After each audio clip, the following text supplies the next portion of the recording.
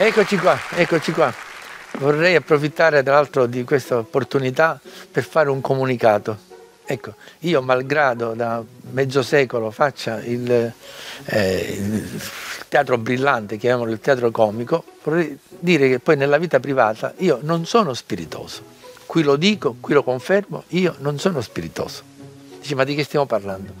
La settimana scorsa mia moglie va da mia suocera che non stava bene.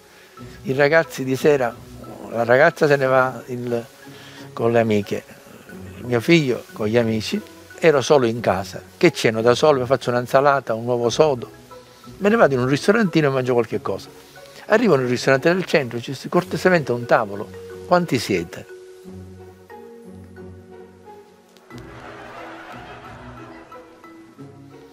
Si guardi, eravamo in 15, ma gli altri 14 forse hanno capito che la cena è domani sera.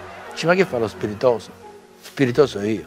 E lei con civile, scusi. Ma su un civile un'anima viva manco a ciccare la cannelicchia. Che mi chiede quanti siamo? Dice, ma perché non può essere che gli altri 14 arrivano un po' dopo? E io ci domandavo per 15 chi stanno un tavolo. Cioè, si è domandato come minimo una tavolata. Ma tutti gli incontro. Non riuscivo a prendere sonno. Non riuscivo a prendere sonno. A questo punto, dopo la prima settimana, la seconda settimana, vado dallo psichiatra. Dice, dottore, io la notte non riesco a prendere sonno. Dice, che problemi ha? Dico, scusi, e su sapeva che fa? Venne lei.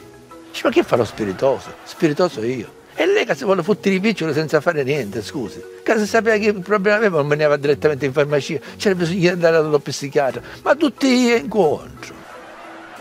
No, credetemi, non è una fissazione, cioè, le cose stanno così. Ero in via Ruggero VII a Palermo, mi avvicina un tizio elegantino e mi chiede, scusi, le posso chiedere un'informazione? C'è sta a disposizione, mi dica, dove posso noleggiare una carrozza a 4 cavalli? Dice, scusi, ma deve portare delle mozzarelle in giro? Dice, ma che fa lo spiritoso? Spiritoso io.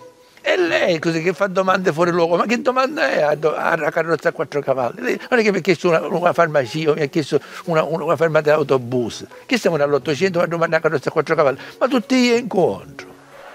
Mi ritiro a casa verso l'una di notte, mentre sto aprendo il portone mi ritrovo alle spalle un delinquente con un coltello in mano che mi fa rammi i piccioli. Ti risserammo tutti i piccioli, sono andato a mazzo. Dice, calma, no, spicciati, rammi tutti i piccioli. Ho capito, un attimo, fammi pigliare. Infilo la mano in tasca e prendo 4 biglietti da 20 euro, 80 euro e ci rugno.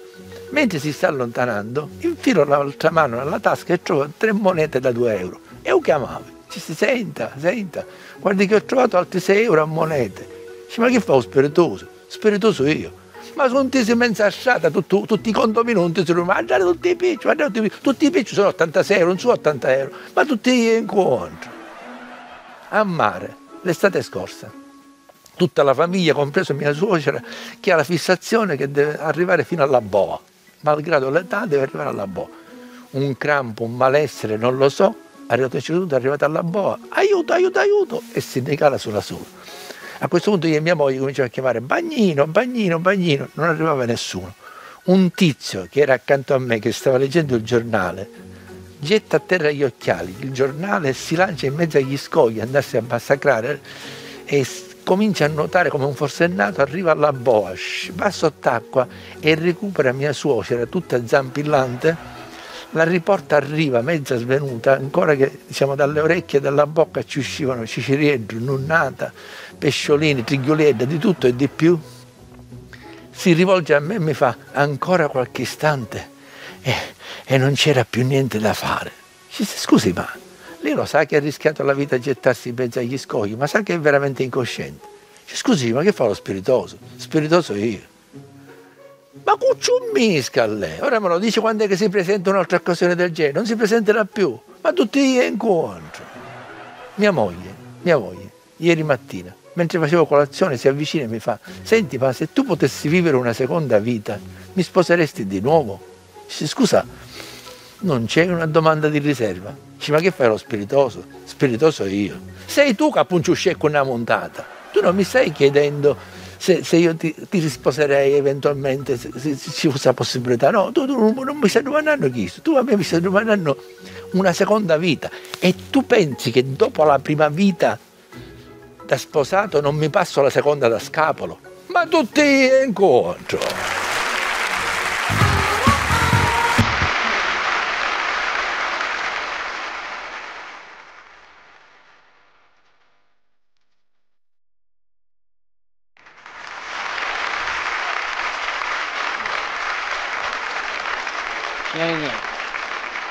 Signori miei, eccoci a un appuntamento strano. È una veste insolita, signori miei. Vedete l'atmosfera, no? No, oggi non posso essere quello che vorrei essere. Cioè, non posso inveire contro di te, capisci? Siamo in un posto diverso. Ve lo ricordate? L'artista delle estemporanee? Eccolo, signori miei. Ci siamo morti dietro l'arte. Ci siamo morti. Lo capite che ci siamo morti? Vedete, qui siamo in un grande museo. Guarda, allarga. Fai vedere il museo. Mi hanno chiamato apposta per vendere l'invenduto, non l'invendibile, l'invenduto. E sapete perché?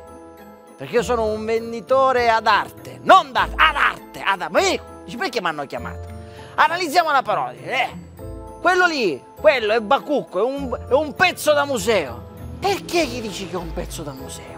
Perché non sai che fartene. Allora noi non abbiamo un museo, perché i nostri quadri li vendiamo e hanno chiamato me per vendere quei quadri che nei musei non si vendono più. Andiamo, signori miei, andiamo alla prima opera, prima e unica opera che dobbiamo vendere oggi. Signori miei, questo è un pezzo che conosciamo tutti, lo conosciamo tutti. Vi siete resi conto da quanto tempo è chiuso in un museo e soprattutto perché? Perché non si vende. Chi se lo compra?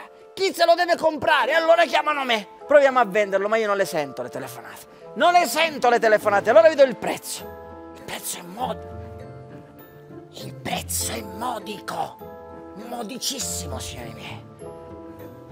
11.000 milioni di euro. Chi non ha 11.000 milioni di euro, signori? Chi non ce li ha con tutti questi bonus che ci hanno dato durante i ristori? Chi è che non ha messo da parte 11.000 milioni? Chi che non l'ha messi da parte? Vieni miei, la Gioconda si prende gioco di noi. Nell'attesa, negli anni, beve la sua birra, signori miei, aspettando chi se la compra. Chi se la compra? Chi se la può permettere? Non sento le telefonate, ma io ho insistito, signori miei, perché qui sono arrivato bendato, elegante. Io non so nemmeno in quale museo sono, signori miei, ma mi sono portato l'opera che dovevamo vendere. Eccolo qua. Abbiamo donna che sbatte la testa, attenta come ti alzi. Un posto al sole, signori miei. Abbiamo un posto al sole al bordo piscina. Donna solitario, signori miei. Questo è il quadro interattivo.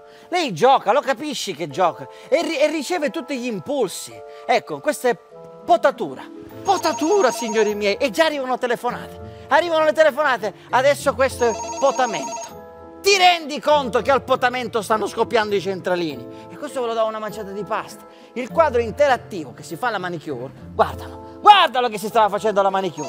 Il quadro interattivo che ti sbarra gli occhi. Io te lo do a un prezzo di favore. 101.000 euro dal museo. Insieme al museo, vieni dietro di me. Insieme al museo prendi l'arte e mettila da parte. Torna qua, questo, scriviglielo che è invenduto, non si venderà mai e resterà al museo. E quello là, la telefonata la sento? Donna al coperchio, signori miei, la telefonata, l'ultima, l'abbiamo venduta. Donna al coperchio è venduta. Avete visto a cosa serve il coperchio? Prendi l'arte, signori miei, prendete l'arte, mettetela da parte. Insieme al museo, una volta che ci avrai portati al tuo museo, non lo riconoscerai più.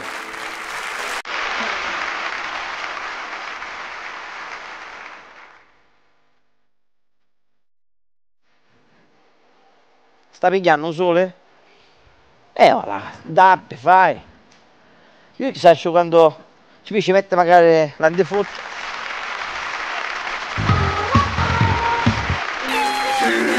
È l'ultima.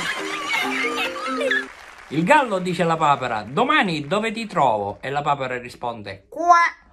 Casa è l'ultima. sta facendo i conti? La matematica. Beh, la matematica non si fanno i conti con la matematica. Ma le espressioni sto facendo. Ma le espressioni non si fanno con la faccia. Che c'entra, zio? Le espressioni, che c'entra? Ah, che parenti? Sì, parentesi tonda, parentesi quadra, parentesi graffa, chi si ca? Ma chi c'entra la graffa con l'espressione? Chi c'entra, zio? La graffa delle espressioni. Vabbè, si vede che oggi sogno un poco triste, va, lasciami stare. Sogno un poco così. Ma che hai, zio? Si vede? Ah, niente, sogno... Sotto Rico tu non ci dici a nudo? Non stare tranquillo. Non è che poi tu conti tu ci conti a tutti i vari? Una cosa fra me e te. Non è che ti scappa a cazzia? Zio. Allora, sogno così perché, per dire, ieri mi ne a mangiare una mesoggira dalla mamma della zia Jennifer e mi calava un poco latte e mi intristii un po' caionata. Ho capito. Mi sta suonando il telefono, un minuto, che non hai pace, un minuto, vado e torno, aspetta un attimo, un minuto preciso, pronto? Zia, senti una cosa, ieri con zio sta un po' così, diciamo, sta male, perché ieri venissero a mangiare di tua mamma, sì, e perciò sta così. Che sto facendo? Io ti conto un segreto, ecco per dire, tu conti a tutti! Ma facci sta matematica? Sì. Ti facessi l'espressione? Tutti. Fattene in altri 5 per punizione. Si da marapparà. I segreti dello zio non si svelano.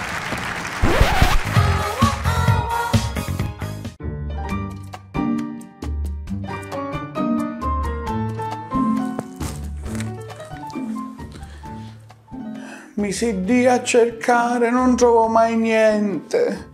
Mi sposta le cose, mia moglie mi nasconde le cose, io non trovo niente.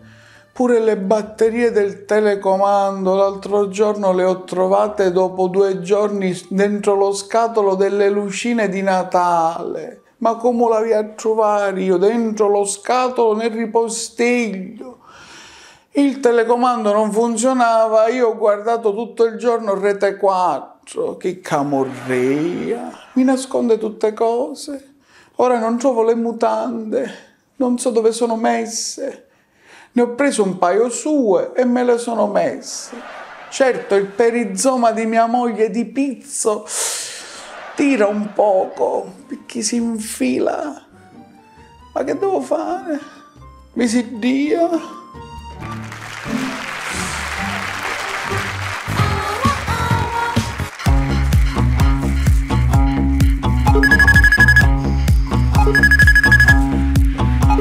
Ehi Joe! Questi giovani sono strani. Mio nipote non vuole buttare niente. Abbiamo la casa piena di immondizia perché dice che riciclare è meglio che buttare. Joe, sono stranissimi. Addirittura i miei nipoti non vogliono buttare i pannolini sporchi perché dice che i panni sporchi si lavano in famiglia. Sì, ma che c'entra? C'entra. Infatti non si spiegavano perché il sabato sera la gente va da Maria De Filippi a raccontare le cose di famiglia. Tu lo sai perché? Perché? Perché è TV spazzatura. Esagerati, la carta la mettono nella carta, il vetro con il vetro, io appena si girano butto tutte cose nello stesso contenitore. Joe, io invece sai cosa faccio? Ci parlo con gli oggetti per capire se sono da buttare. Si è rotto un paio di forbici, gli ho detto che facciamo? Mi hanno guardato e mi hanno detto diamoci un taglio. Mi è caduto un rotolo di carta igienica nel water e mi ha urlato ma che figura mi fai fare? Oh, ma che stai dicendo? Ma sei pazzo? Io sono pazzo, ma perché tu che butti tutto dentro un contenitore sei normale? Joe, il rotolo di carta igienica se ne esce più pulito di te. Se il mondo è inquinato non è colpa mia. Io quello che devo buttare lo faccio volare dalla finestra. Non è che mi posso tenere le cose inutili in casa. Joe, fortuna che tua moglie non butta niente. Perché?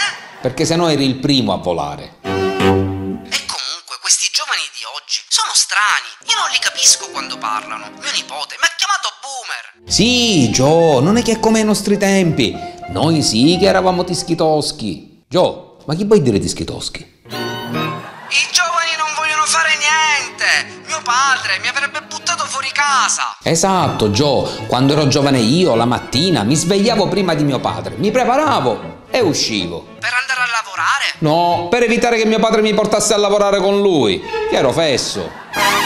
Ma poi questi giovani che chiedono sempre i soldi ai genitori. Ma non è una Giusto, è una vergogna. Io gliel'ho detto, ogni tanto chiedetele ai nonni i soldi. Già la mattina, prima di andare a scuola, chiedono i soldi ai genitori. Io mai mi sono permesso di chiedere i soldi a mia madre. Ma neanche io, Gio. Io la mattina andavo a scuola, passavo al bar a prendere la colazione e poi dicevo, a fine mese passa mio padre. E a fine mese tuo padre passava a pagare. No, a fine mese mio padre mi dava una passata di legnate.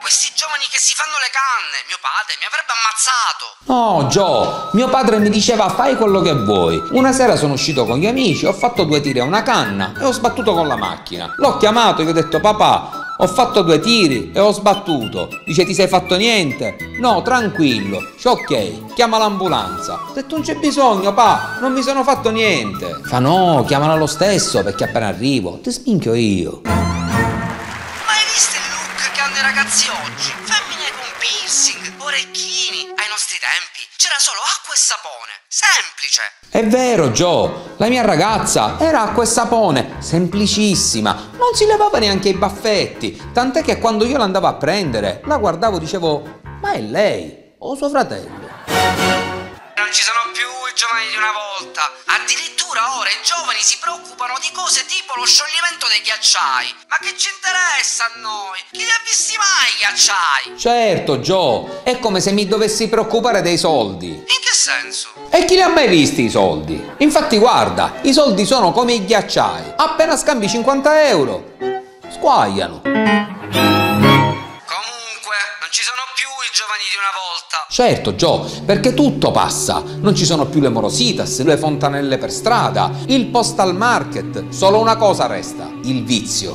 Perché ricordati, il lupo perde il pelo ma non il vizio. Ma a me i vizi piacciono. E lo so, ma penso che dopo che i vigili urbani sono venuti a casa tua a farti pelo e conciopelo perché hai buttato il divano sul marciapiede, forse dovresti cominciare a essere un poco più civile. E tu come fai a sapere che mi hanno fatto la multa? Perché i vigili li ho chiamati io. È per colpa tua! Devo pagare la multa! Certo, Gio, i vizi si pagano, se no ti levi il vizio.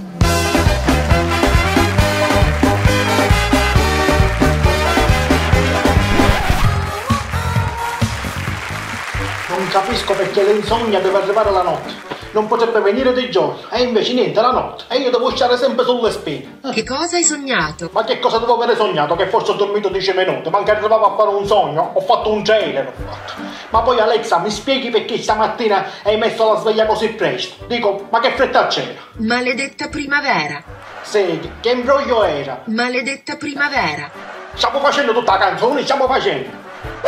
Alexa, la verità è che mi addormento, dormo un poco e poi mi sveglio che sono sempre sulle spine. Avrai un letto scomodo. No, non mi sono addormentata a letto. E dove hai dormito? Su una aiuola, che era piena di spine. Alexa, avevo un'ora cattolico che mi addormento sempre sulle spine. Amici d'insieme, io vorrei arrivare subito da voi. Ora è il tempo che mi tolgo le spine, se riesco, e arrivo subito. Ma perché mi addormento tutta la notte sulla aiuola che inchina le spine?